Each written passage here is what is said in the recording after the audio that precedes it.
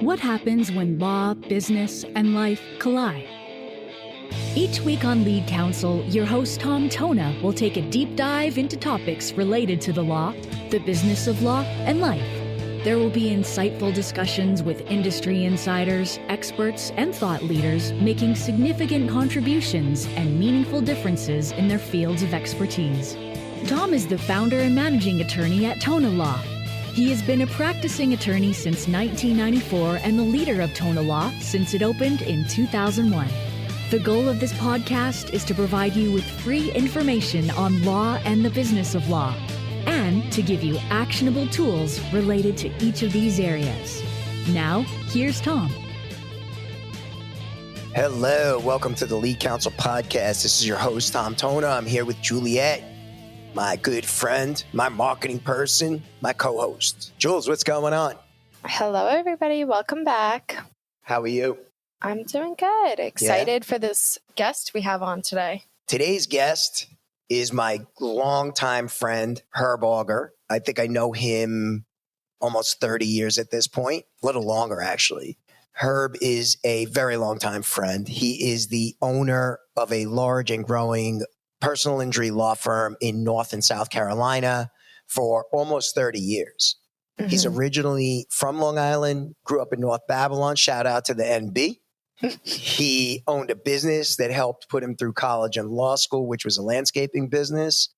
He met his wife, Arlene, who is now his law partner in law school. And they have two sons who are now out of college and they're running their own businesses and they're both very entrepreneurial. Herb started out working at a larger personal injury law firm in New York City where he was doing trial work for 3 to 4 years before he relocated to North Carolina. And he opened up his own PI firm pretty quickly down there.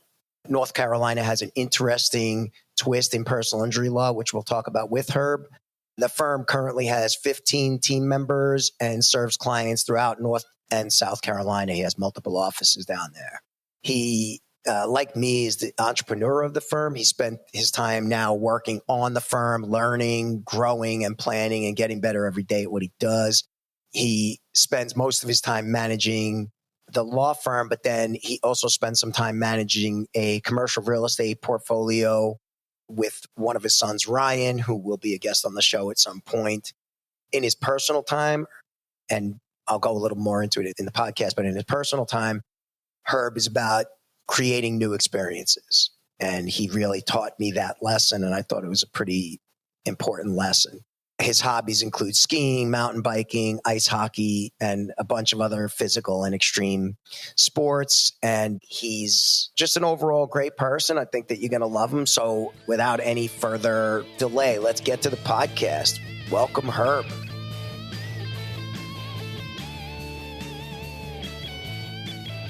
I'm excited to have you, man. Like, how long do we know each other now? What?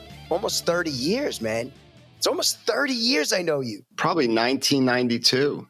Yeah, because I was, okay, so Jules, I never told you a story about that, but, and I'll let Herb tell what his recollection is. We probably both have different recollections, but I met Herb. I was at my first job out of law school working for a guy whose name I won't mention, but the guy basically, I was his indentured servant. He had me getting his dry cleaning. He had me getting gifts for his wife. And Herb was renting space from the guy. So Herb, tell the story about how we met and, how we know each other. Your recollection anyway. And I'll correct you if I have a different recollection. Yeah, I rented space. I had an office there for my small PI firm back then. I remember you came in one day, young guy, full head of hair. I was good looking. Smiling, good looking kid. Young, probably a few years younger than me, but he looked a lot younger. I still look a lot younger. Oh, I don't know. Let's talk about that. So came in and Tom, turns out he graduated Hofstra. We both grew up in the same town, same neighborhood. That I know. And we kind of knew the same people, even though I think you were between my brother and sister's age, but 3 years younger. Yeah. So yeah. So that's how we met. And we talked a lot. And it was only three of us in that office. Yeah, we went out to lunch every day, right? So, yeah, it was a good time. And Herb actually, because he was like 3-4 years ahead of me, was like almost a mentor to me because I had nobody at that point. He was like my first real mentor. And he was a young lawyer. He had one laptop. He had just left his job and he was out on his own. And one day at lunch, he's like, listen, you need to go into personal injury. You want to make money, you got to go into personal injury, right? You remember saying that to me? Yeah. And I remember getting that phone call when I was down in the Carolinas and opened my office here. I remember getting a phone call from you. Yeah. And sure enough, I got a job probably like a year later. And I was like, Herb, I don't know what I should do. I'm not getting offered a lot of money, but it's a PI job. He was like, look, man, just take it. That's the space you want to be in. And then I lost touch with him because now he lives in North Carolina. He's got a law firm that services North Carolina, South Carolina personal injury clients. And then we've run into each other again. Go ahead, pick it up, Herb. Oh, man. So 17 years later, I signed up for this Atticus Dominate Your Market law firm event in Dallas, Texas, at the airport, the Grand Hyatt. First day you sign in, you walk in a room. There's only 18 people. It's a horseshoe table. And the first person they asked to introduce yourself is me, Herb Auger, from Charlotte, North Carolina. I do personal injury, blah, blah, blah. And it's going around the table to my left, the horseshoe. And who's across me at the end of the horseshoe is this guy. And he's looking at me, man. I'm like, who is that guy? He looks mean. He must be mad at me. And I'm like, Look mean. he's looking at He always looks mad. Who is that? So it gets to the end and he goes, I'm Tom Tona and I'm here because of that guy, Herb Auger. And I was like, Tom, I recognize your voice. And we're like, hey, what's up? And with our New York accents, and everyone in the room was like, who are these two dingalings? Who are these two? Who are these two guys? So, yeah, it's the first time we've seen each other in 17 years, and we became real good friends since then. Yeah, so Atticus then allowed me and Herb to kind of grow in tandem. Our firms are very similar in size. I think he just hired his 15th or 16th person, right? Yes. But you have a team of VAs overseas in the Philippines as well. Yes. But, they say rising tides lift all boats. Because of our friendship, we've always kind of grown together. So switch gears for a second, because me, I always use the term needle movers, right?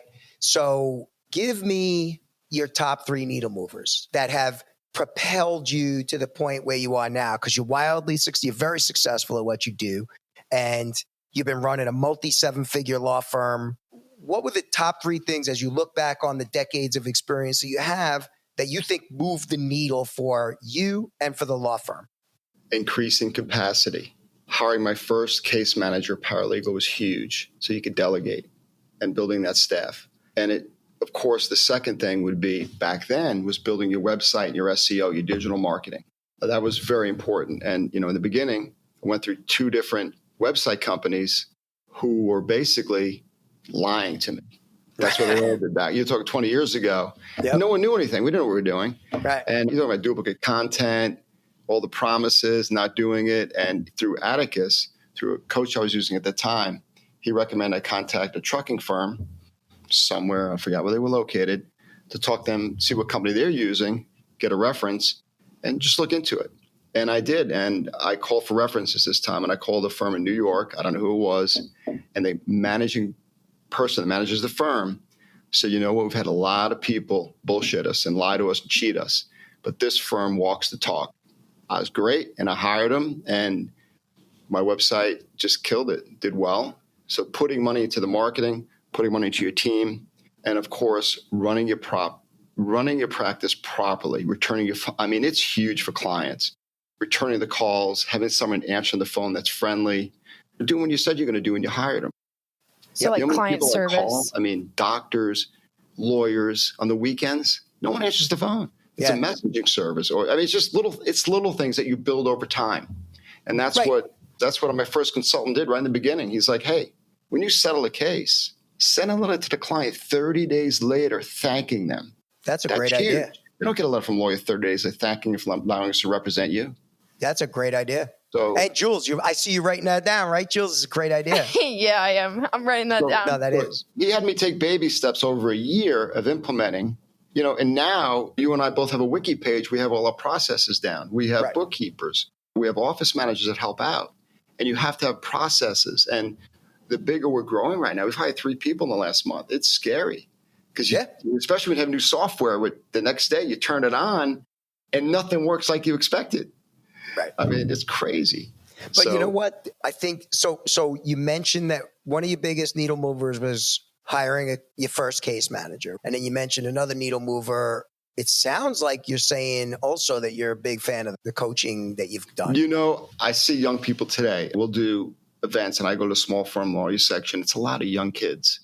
And they're like, I can't afford to hire a secretary, someone to type my letters or answer the phone.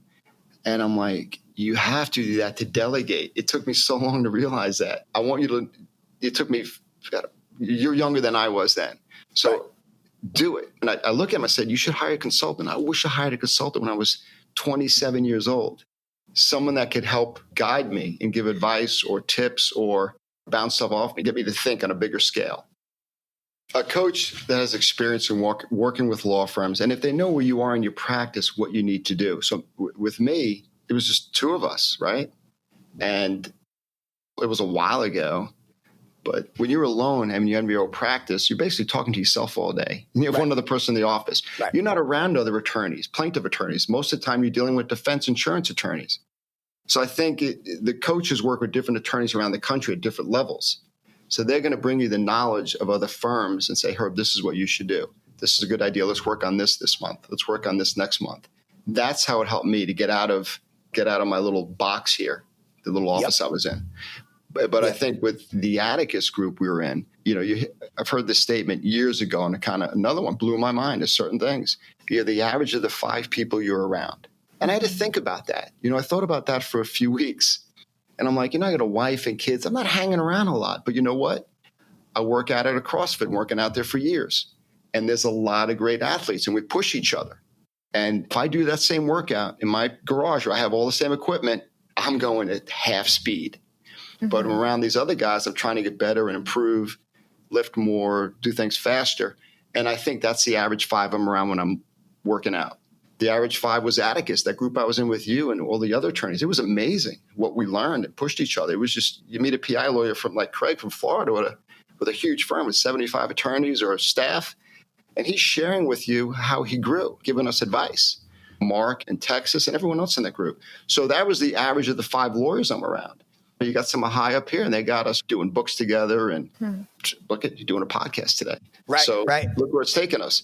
So you look at every part of your life you're around. If you're in a group that, let's say, drinks every Wednesday night, that's probably not a good group. That's bringing down your average. I thought a lot about this. I still do, and I recommend that to my kids. Your inner circle, you're saying, is probably one of your biggest needle movers at this point, too. Oh, yeah. It's, you know what? That's probably the number one needle mover. Yeah. Listen, now. So, yes, I would say, Tom, that you mentioned that is huge. Mm-hmm. Yeah. That was and I joke around with Jules all the time because, I'll pick up my cell phone and I'll show her my favorites list and I'll scroll through it. I'm a huge believer in that you are the average of the 5 people closest to you. And I think that's an awesome. I'd say that's the top needle mover. Now that you refresh my memory, I mean, that's a good one, man. That is. Well, I also think that your sons, your family, you have a family of entrepreneurs, right? So when you go on those extended vacations that you guys go on, I think it's awesome. You got people sitting around that circle, that fire. If you added up everybody's net worth, your son's included now. I mean, that's impressive, right? So there's something to be said about the genetic drive. Your whole family is entrepreneurs. It's crazy. My dad's family, his brothers, and my dad was a school teacher. That's how I ended up in New York. They moved from Maine to there. My mom and him to get jobs when I was born to Long Island, New York, which was far from them, from Maine. Mm-hmm. But my dad's side, a lot of them went to Florida, and they own a huge auto part chain. One was in lounges and liquor stores, played against sports, real estate, all very entrepreneurial. And that's where and I worked there in the summers down in Florida, and that's where I maybe rubbed off on me a bit to do business on my own. Yeah. They always said, get your accounting degree. We all got accounting degrees. None of us are accountants. Funny stuff, but it does help out. I think it does. I mean, the stuff that that I had to learn is, it's like second nature to you. Your analysis of a P&L or your analysis of financials and net versus gross. It's a lesson that no attorney gets in law school. And so I do think it gives you a competitive advantage to running the business the way you do. Yeah. And Tom always says a good lawyer can be a good lawyer, but doesn't necessarily mean it's going to make him a great businessman. So the fact that you do have that background in accounting obviously helps you become a better law firm owner. Well, one thing I think I've learned, I don't know what Tom learned when you learn this, but it's better to work on the business than in the business. You cannot grow if you're in the business every day doing the paperwork. If you're in the weeds, you have to be on higher level where you're overseeing and you're working on the business.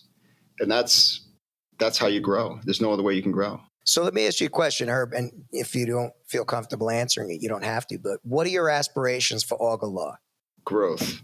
At the present time, we're moving into South Carolina. We'll be opening an office there in the next 3 months in one of the cities. And we're going to start doing, it's just for the field I'm in, it's a much better venue or state versus North Carolina based on all the rules with insurance and negligence, proving your case. And talk about that, because I still do not know how you function in North Carolina with the contributory negligence rule in effect. New York has comparative negligence when you collect based on the amount of fault. If you're 10% of fault, you're still going to collect 90%. North Carolina has contributory negligence, pure contributory negligence, which you learn in tort class in law school. Right. And you hope you never live in that state. You're never going to hear that. So we moved to North Carolina. My wife said, oh, it's a great place to go. 4 seasons. Sounds good. We moved here. I never looked. Took the bar, passed it. Get down here, and I find out it's pure contrib. If the plaintiff, the person injured, is 1% at fault, even though the other person's 99% at fault, you get nothing. Zero. Think about your common case. Both people claim they had the green light. Obviously, someone's lying, but it's 50-50. Jury doesn't know. It's 50-50. Neither one can collect from the other person's insurance because they're at least 1%. They're 50% at fault. That's awful. So that eliminates every trip and fall, every slip and fall case you see in Florida, New York, or other states. So, yeah, it's tough. It's tough practice. So if you can make it here, you can make it anywhere. Right. And you made it there somehow. Yeah, you did well. You did well, Yes. South Carolina has something where it's a 50%. So you have to have 51% or better against a defendant? Yes. Okay. Yeah. So if the plaintiff's 51%, they get nothing. If they're 49%, they collect 51% of the money. Okay. This also has a lot to do with other insurance and stacking, UIM, and paying back medical bills. There's a lot more than that. But that's the basic rule, is that pure contrib, which is a big issue. Also, New York has no-fault insurance, and North Carolina is not a no-fault state. How do you work around those medical bills and things like that? Well, there's pros and cons to that. So with no fault, you all are covered for medical bills and lost wages up to a certain amount. I think it was 50 when I practiced there a long time ago. It was still 50 or 75 now. It's 50,000, but then there's additional PIP if they buy it. So, no, here you don't have that. So if you're in a wreck and you're injured, you use your own health insurance primary. And then when you recover from the other party, which could be a year, 5 years, then you collect the insurance, which will include your medical bills and lost wages. So it's a very tough state. If you don't have much money and you cannot work, or if you don't have health insurance, you need surgery, it's very difficult. And that's what we run into a lot.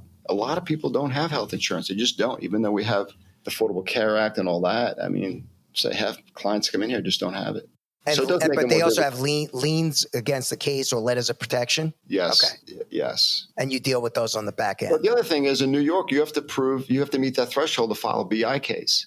Here, we don't have to do that. In auto, yes, right? But in auto, correct. But because of the way the statute's worded, there's a lot of flexibility. It's not a strict line. Like if you can prove certain elements of the statute, the way it's worded, there's wiggle room. Any statute's always going to have wiggle room that, Yeah, that's true. If I remember correctly. So do normal daily activities for 90 days out of the 180 days on the accident. That was New York. Right. That was one of the exceptions, correct? Correct. And then there's consequential limitation, and it all has to be defined. So you write out 2.5 years of litigation fighting over, does it meet the threshold or does it not? Right. So listen, I often wonder how you did what you did, because that is a crazy burden for you to carry as a plaintiff in North Carolina. Your main office is in Charlotte, but you have satellites everywhere, right? Yes, we're in main office in Charlotte, correct. Nice. And so you said 3 months for South? 3 months. Sorry? 3 months you plan on opening? To go with a physical office and start marketing at a higher level. We're doing it now, but not billboards or TV or radio or anything like that. But we're going to do that. We're growing right now. Yeah, we have a great team and want to keep it going. So let's back up. You pointed me in the following direction. You said, listen, you could buy anything you want at this point in your life, but it's about experiences, right? And that really hit home for me. So talk about when you had that aha moment about focusing on experiences, not things, and talk about some of the experiences that you've been able to experience now that your law firm kind of is self-sustaining and doesn't rely on Herb to be there every day.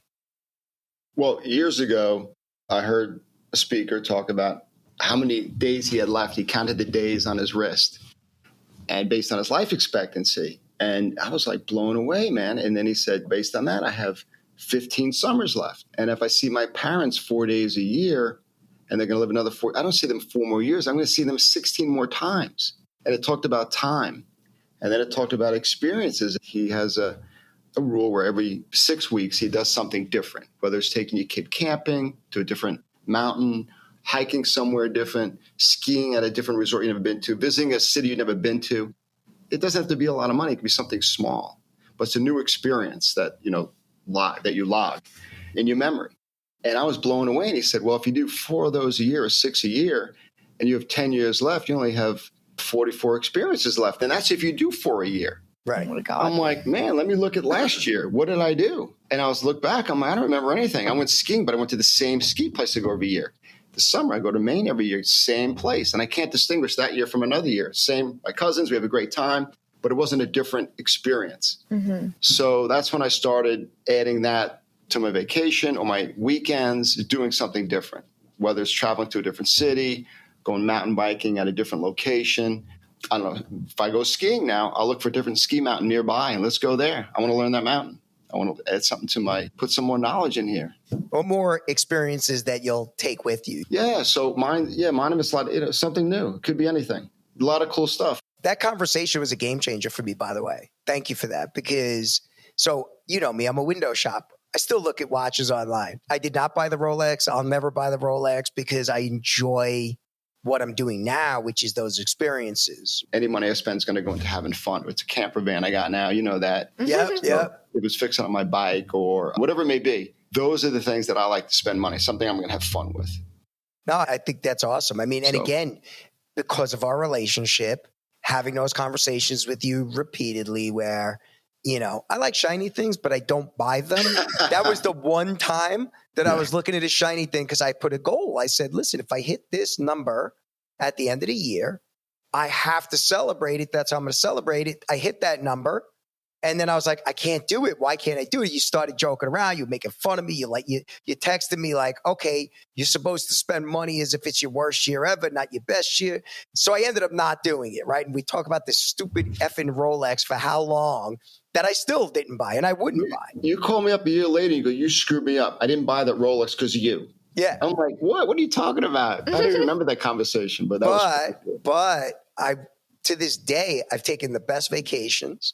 Because a lot of times I'll be like, I don't know, it's expensive. And you're the one who tells me, not if it's a vacation or experience, spend the money, right? Italy, France, Switzerland, like wherever my wife wants to throw us on the map, I'll get on a plane and go. And I never, ever, ever regret that. You just had an awesome trip, man. You told me all about it. The other thing, do you find when you're out of the office, when you have a little bit of clarity, your brain actually figures out problems once you're not thinking about them? Do you find solutions when you're not thinking and looking for them? That was the plus of Atticus, which we had an awesome group, but it kind of went away during COVID. The whole Zoom thing didn't really work. The Dallas group, yeah. Yeah. So when I was there for 2 nights, 3 days, it was time to listen to other people, but time to think about your practice, how to apply what you learned or what everyone discussed that weekend. And you'd come back with more clarity, confidence, clarity, and just motivation to do something, to change or add or improve. They also talked a lot about how your brain works, which I loved. Steve Riley, who was a big inspiration for the podcast, used to say you got to give yourself that slack time to let your brain solve problems. So I'm at this growth point where I built out the capacity. The infrastructure is very ready at this point, but I'm analyzing the marketing stuff. And the other day I figured it out. Now Jules and I are dissecting what our best options are. But it was funny. I wasn't looking for the answer at that point. Like I stopped looking for the answer and it came to me because I had the slack time of 6 or 7 straight hours where I was just focused on other things outside of the office, just working on the business, not thinking about the problem itself. And I do think that your brain solves problems if you just give it the time to do it. It helps you resolve issues and stuff. So when I run, or a mountain bike and I'm alone. Right. You have to concentrate not hitting a tree, but that's when I think your endorphins are coming out and you have a lot of confidence. You're thinking about some things come in your head, a lot of like fascinating for how to build your practice ideas. That's a good time too. Yeah, I'm a big runner. Sorry, I'm a big runner, and it's funny because I always find myself like, it's like 5:45 and I'm like answering Tom on like Google Chats. I'm like, actually, we should do this because it's like I keep thinking about it while I'm going on those runs. And yeah, that's definitely like a great time for thinking. That's something we all have in common, like that intense exercise thing where you're a heavy, hardcore skier. Juliet runs. If you've ever seen her, so a lot of times if we're traveling for a convention or something, she'll be on a treadmill. I'll be over on the weight benches, right? Because I don't run. I'll do the treadmill on an incline. I don't run though. You look at her running, it looks like somebody's chasing her. She running for her life, dude. She is sprinting. And you do very intense exercise. Both of you guys do CrossFit. Your wife does all kinds of intense exercise. And I love that because I really do think, actually, as we're talking about it now, one of the bigger needle movers for me is intense exercise. I think that when you are disciplined enough that you get up every day, and I've been doing this since I've been lifting weights and doing intense exercise and martial arts since I'm 15. That is not always an easy thing to do, but it builds discipline and it builds resilience. Those things that we do, when you go in at 8 o'clock at night, how late do you go to CrossFit, Herb, when you go to CrossFit, like 5:30, 6 o'clock? I like to get that 5 or 6. Some guys that I like, there's a few guys that know we do it together. It's also very social. You know, I do a lot of stuff on my own. If I cycle or run, I'm thinking in my head. But when I'm sometimes in group sessions, it adds a different dynamic. So that's what I like about that. But I think the intense exercise, listen, you know and I know, listen, I'm 54. How old are you, 56, Herb? Thank you. 56? You don't look a day over 55. But the intense exercise, you know, if you do a full day of work, nobody wants to go do that. Nobody. But the fact that you do it and you're like, hey, I can't talk, I'm running to CrossFit. Or Jules is like, I got CrossFit on Saturday morning at 10 o'clock, or I got to go run. Yep. She's up running at 4 o'clock in the morning now. She's insane. And I'm up at 4:30 on the treadmill too. But the fact that you're doing that, I think it definitely ties into the stuff that we've accomplished, the stuff that we're building, because you're taking care of yourself, right? But it's discipline, resilience, all of those things. Look, I admire your discipline. One thing I got to talk about real quick, we talked about the average 5-year round. Yep. All right, I had a young kid in high school that worked for me. You'd know his name if I mention. I'm not going to mention it. Yeah, you've mentioned him to me before. So he worked for me, kind of got out of school, moved to Florida, didn't go to college, didn't do anything. Smart kid, a lot of confidence. But 30 years later, I think, I'm at Fort Lauderdale with you at that mass tour thing. Yes. And I called him up. He said, let's go out. Come on, I want to see you. So he came out, we met, we talked, we walked for like 2 miles, and he's part owner of a $100 million company. Damn. Probably worth a lot more now. They got bought out by a huge private equity firm. Wow. And he said to me he goes, you know what? You were my mentor. And I'm like, I was your mentor. I don't know how that happened. Right. But that's when I was in law school running the landscape business or college, and he was a young kid. And he goes, one day I was hanging out in North Babylon, down by the stores. Shout out to the NB. And he was hanging out with a lot of unsavory people. And I came by, I think I was walking by, hanging out, or driving by, and I said, what are you doing? What are you doing hanging out with that man? What are you doing? Right. He goes, you said that to me, and I felt bad. I changed who I hung out with. He goes, you looked at me now, and when you said that to me, and I don't remember saying it to him. Right. But I've said that to people before. If you hang out with 5 idiots, you're the average idiot. Right. You know? But you know what? I mean, dude, think about it. But I never thought about that until just now. But that was the average 5. And he changed. And he's running a huge security company franchise. Right. And now he's on the chairman of the board. It was bought out. Wow. And you look back at that moment. He's called me about a few things that I've mentored him on as a kid, which I didn't know because I was a kid. Yeah.